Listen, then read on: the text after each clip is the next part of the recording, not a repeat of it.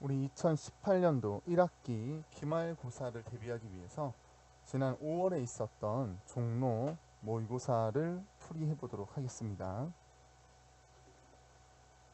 기말고사 대비이다 보니까 기말고사 범위에 해당하는 문제들을 우리 풀어보도록 할게요. 4번 문제입니다. 4번 문제는 도시화가 진행된 하천의 모습을 보면서 가나 자연 상태의 하천인 가와 도시화가 되면서 우리 직강공사가 이루어진 하천 사이의 특징들을 서로 비교해 보는 건데요. A에는 자연 상태에 있는 가하천에서 높게 나타나는 값을 찾으라는 거고요.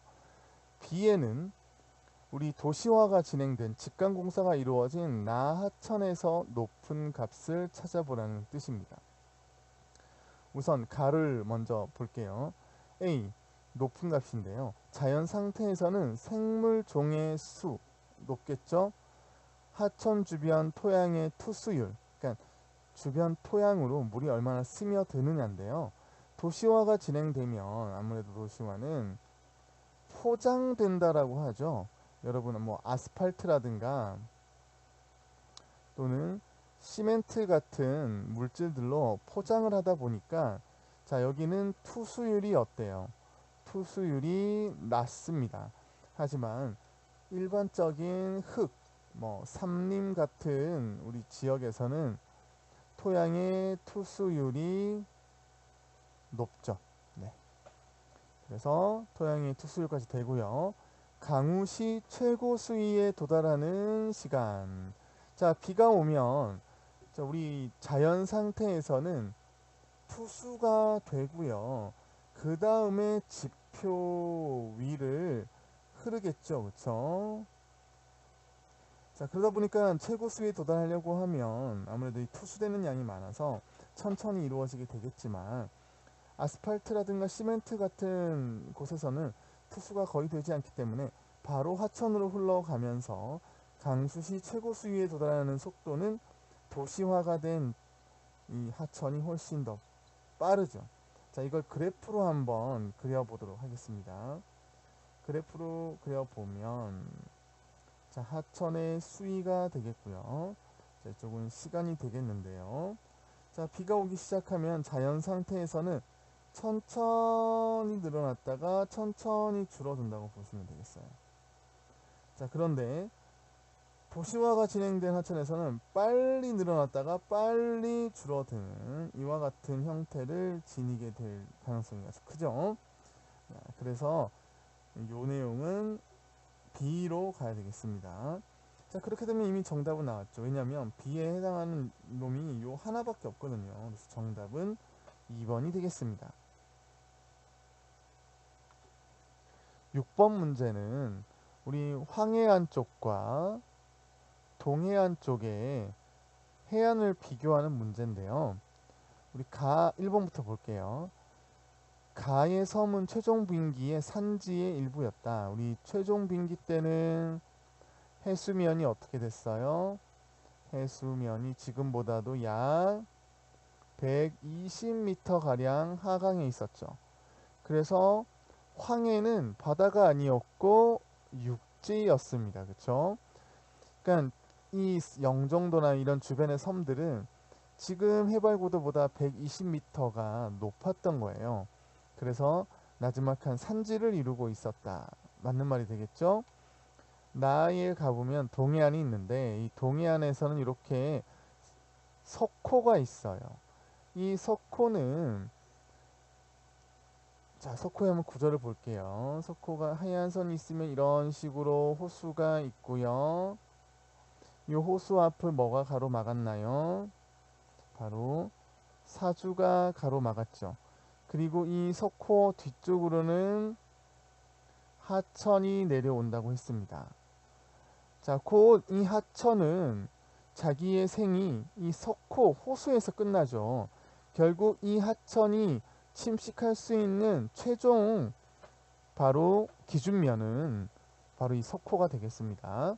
그래서 2번도 맞는 말이 되겠고요. 갯벌은 동해안에 없죠, 거의. 그렇죠? 동해안에 없다고 봐야 됩니다. 바로 황해안에만 있게 되겠죠. 그리고 해안선의 굴곡은 어디가 더 심해요? 바로 황해안이 훨씬 더 심하죠.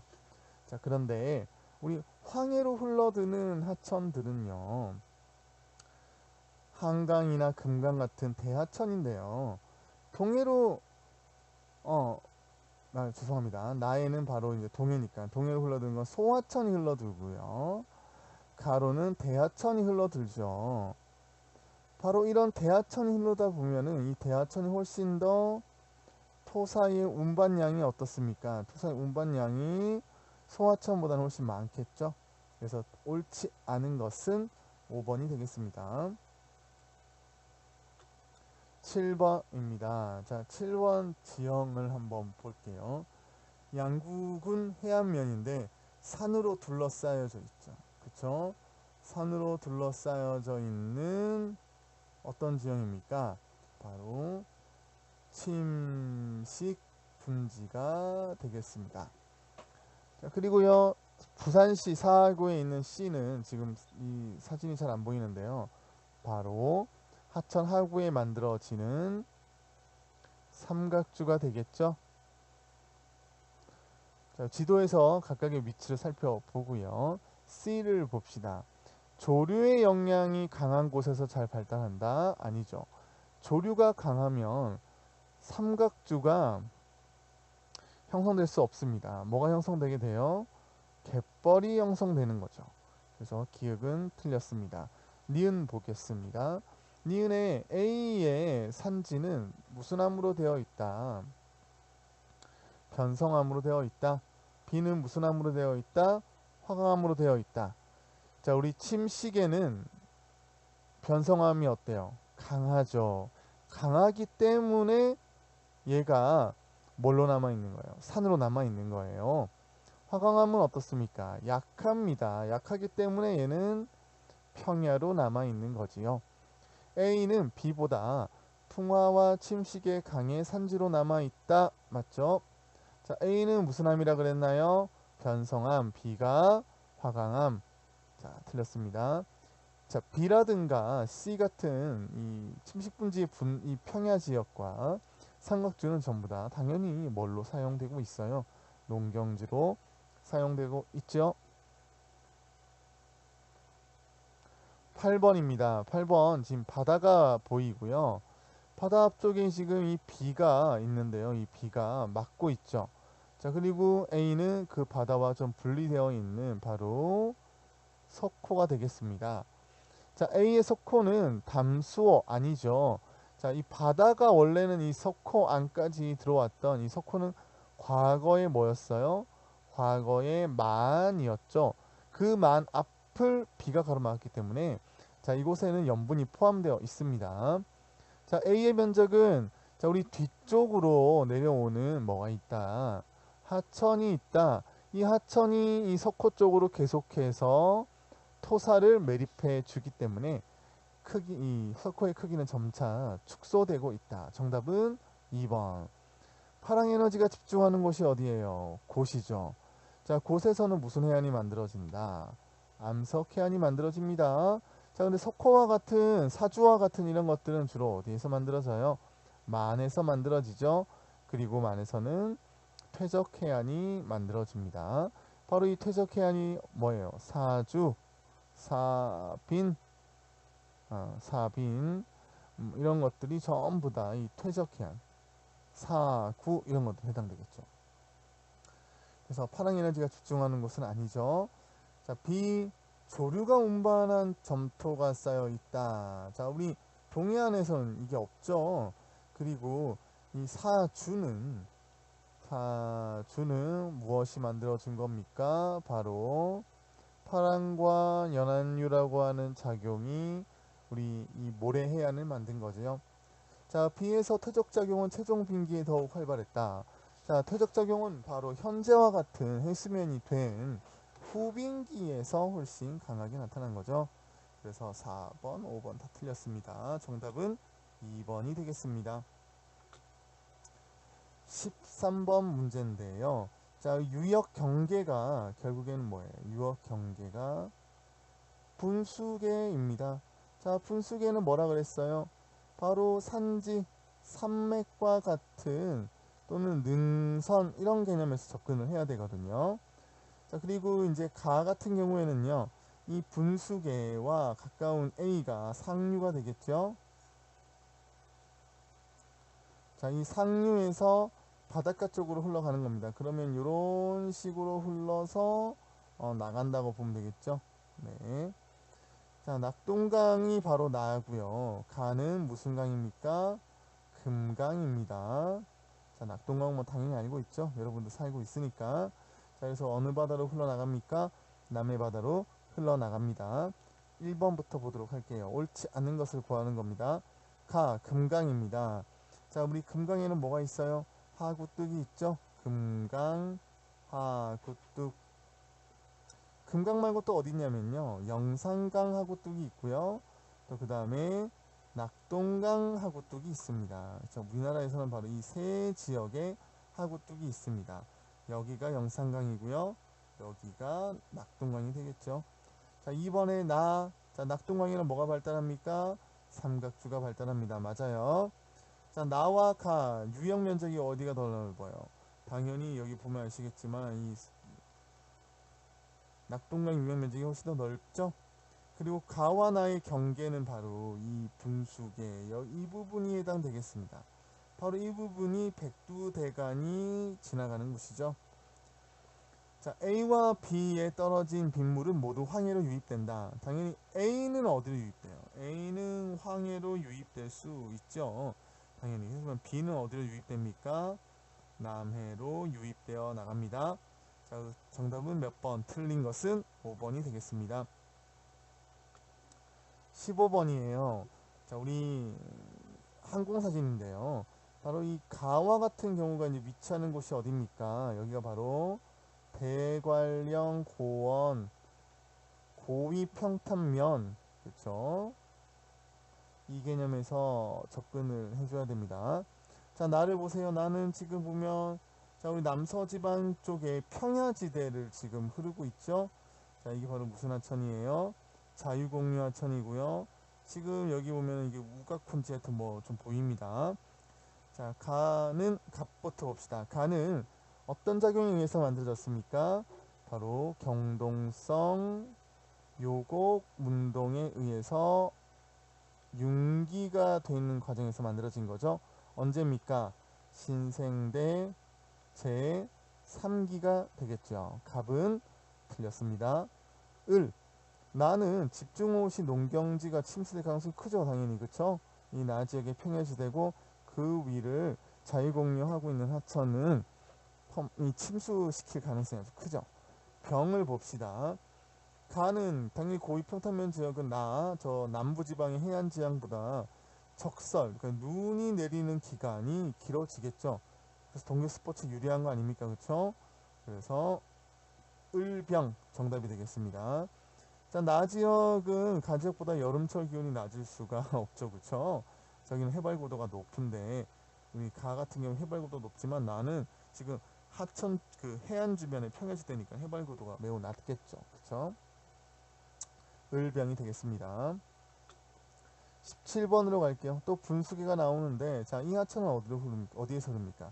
바로 이 바깥 부분에 있는 이 모든 것들이 바로 이 부분 그쵸? 바깥쪽에 자, 여기가 바로 뭐예요? 분수계입니다. 자, 이 분수계에서 하천이 시작을 해서 바로 C라는 하천은 이렇게 돌아서 이런 식으로 가겠죠. 자, B라는 하천은 어떻게 합니까? 이렇게 흘러서 이런 식으로 해서 여기서 만나겠죠. 그쵸? 자, 기억부터 봅시다. 자, A는 하류가 되겠고요. B와 C는 상류라고 생각하고 문제를 풀면 되겠습니다. A는 B보다 하상고도 당연히 이 하천이 있는 고도는 B가 당연히 상류니까 더 높겠죠. 그러니까 기억은 맞고요. 평균 수심은 자, 수심은 상류와 하류가 있습니다. 수심 어디가 더 깊어요? 하류가 더 깊습니다. 그래서 B는 A보다 평균 수심이 깊다? 틀렸죠. 자, C와 A. 자, 우리 A는 거의 지금 바다와 맞닿을 지경 아니겠습니까? 여기는 입자가 어때요? 표적물의 입자가 작고 원마도는 어떻다? 원마도는 높다. 요게 정답이 되겠습니다. 그쵸? 자, 그래서 C는 상류는 A 하류보다 표적물의 원바도가 어떻다? 작다. 틀렸습니다.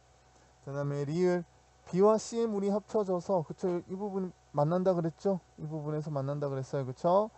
그래서 A로 흐르는 거 맞습니다. 그래서 정답은 기읍과 리을 2번이 정답이 되겠습니다. 18번은 어떤 문제냐면요. 감조하천에 대한 문제입니다. 자, 읽어보면 알아요. 서해와 남해에 유입한 하천이다. 바로 조류의 영향을 받는 하천인 거죠. 자, 이 하천은 무슨 하천이라고 한다고요? 감조하천이라고 한다고요. 특히 경사가 완만한 대하천 하류부에서는 무슨 구간이 감조 구간이 내륙 쪽까지 상당 범위에 걸쳐 나타나는데 하천이 개발되기 이전 자, 이곳에 이제 뭔가를 만드는 거죠. 자, 이게 바로 뭐겠습니까? 하구뚝이나 또는 방조제 뭐 이런 것들이 되겠죠. 자연 상태에서 금강은 부여 부근까지 낙동강은 삼만지 부근까지 해수가 어떻게 했다. 역류했다.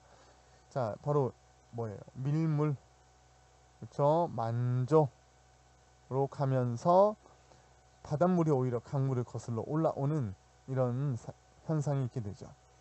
1번부터 해봅시다. 기역은 조석, 민물과 썰물의 영향을 받아 하루에 2번씩 맞죠? 2번에 니은 자, 우리 감주하천의 하류부에서는 썰물 때 넓은 갯벌이 드러날 수 있겠습니다. 그쵸? 여러분들 요거 기억날 겁니다. 이렇게 하얀이 이렇게 있으면 자, 썰물 때의 물높이 이렇게 해서 여기가 밀물 때의 물높이면은 바로 요 부분 A라는 구간은 밀물 때는 잠기지만 썰물 때는 안 잠기는 그런 구간이 되겠죠. 자, 그리고 요런 A 구간을 우리는 뭐라고 합니까? 갯벌이라고 합니다. 디귿 볼게요. 자, 여기서 말하는 갯벌은 하구뚝이나 방주대를 타는 거지 상류에 댐을 만드는 건 여기에 해당되지 않습니다. 댐을 만들었다면 해수가 역류해서 올라오는 뭐 이런 것들과 연관이 없죠. 그쵸? 자, 리을 해수가 역류하면서 넘치게 되면 주변 농경지에 염분 피해를 줍니다. 맞죠? 5번 리을의 범위는 해수가 역류하는 범위는 디귿 바로 하구뚝이 되겠습니다. 하구뚝과 같은 개발 이후에 줄어들게 된다. 하구뚝이 바로 역류를 막아서 염해 피해를 방지하는 역할을 합니다. 옳지 않은 것은 몇 번? 3번이 되겠습니다. 19번인데요. 자, 우리나라 물자원 총량이 있고요. 이용 가능한 물자원 총량 이렇게 기억이 나오는데요. 당연히 비가 많이 오면 올수록 이용 가능한 물자원 총량은 늘어날 수밖에 없겠죠. 자, 니은 홍수 시에 이 물들이 많이 빠져나가는데요. 주로 언제입니까? 여름철이죠. 너무나 당연한 기읍과 니은이 정답입니다. 그러면 디귿 볼게요. 디귿이 증가하면 하천의 수위 변화가 커집니다. 자, 댐을 만들면 하상 개수가 어떻게 된다? 하상 개수가 낮아집니다. 자, 왜냐? 최소 유량 대 최대 유량인데요. 댐이 있으면 물이 없을 때는 물을 보내주면서 최소 유량은 증가하고요. 홍수가 날 것 같으면 최대 유량이 도달하지 않도록 댐에서 지금 이제 물을 가둬놓고 있죠. 그렇게 되면 최소는 늘어나고 최대는 줄어들다 보니까 이 최대에 해당하는 이 1대 얼마 자 요거거든요. 그래서 당연히 하상개수는 줄어들게 됩니다. 자, 우리 리얼 농업용수가 절반 이상을 차지합니까? 농업용수가 제일 많긴 합니다. 하지만 48%예요. 절반 이상이라고 할 수는 없죠. 정답은 1번이 되겠습니다. 자, 마지막 문제 바로 어떤 하천이에요? 감이 공유하천이죠. 자, 먼저 기부터 틀렸습니다. 자, B 볼게요. B는 어떤 지형이에요? 감익공유 하천 주변에 항상 세트로 붙어 있는 하한 당구고요. 과거에 하천이 흘렀던 유로죠. 그러다 보니까 발견되는 게 바로 둥근 자갈 같은 과거 하천이 흘렀던 흔적들이 발견이 돼야 되죠. 그래서 니은은 맞습니다. 자, B는 자, 우리 하한당구는 원인이 뭡니까? 감입공유 하천과 함께 경동성 요곡 운동에 의해서 그렇죠. 융기한 지형이 되겠습니다. 자, B는 집안의 융기 맞고요. A 하천의 유로 변경에 의해 형성되었다. 맞습니다. A 하천이 유로를 더 낮은 곳으로 내려가는 과정에서 방향도 틀기 때문에 우리 B 부분이 과거 유로였던 곳에서 남게 되는 거죠. 네. 그래서 D가 맞습니다. 자, C는 하천은 침수장. C 부분 보시면 알겠지만 C는 퇴적이 되어 있는 모래가 퇴적되어 있는 부분이고요. 바로 D를 우리가 뭐라고 하냐면 공격사면이라고 해서 공격, 그 침식을 엄청 시키는 거죠. 그렇죠? 퇴적이 아닙니다. 그렇죠? 자, 정답은 3번이 되겠습니다. 자, 이상 마치도록 하겠습니다. 수고하세요.